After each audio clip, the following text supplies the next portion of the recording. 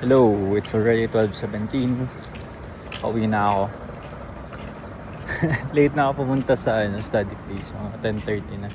Aral ako 1.5 hour. To be honest, tinatamad ako pare. As in, tinatamad talaga ako.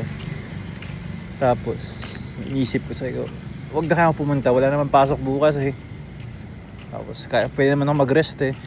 Pero naalala ko man yung sinabi ni Kobe Bryant. Inulto ako pare. Sabi daw sa interview niya.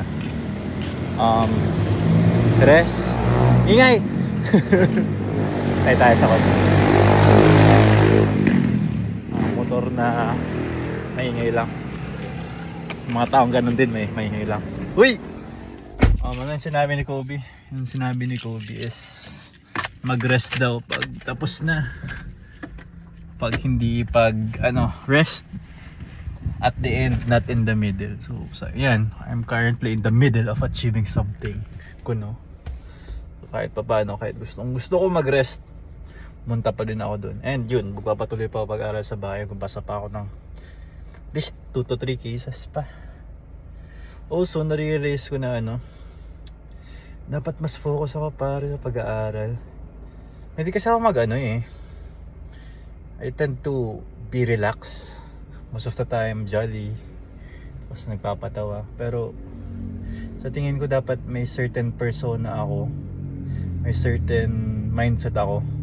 Pag nag-aaral dapat ito ganito dapat ganyan dapat seryoso dapat. Dapat ang pag-aaral ko is pina-practice ko na parang nag-aaral na ako para sa bar.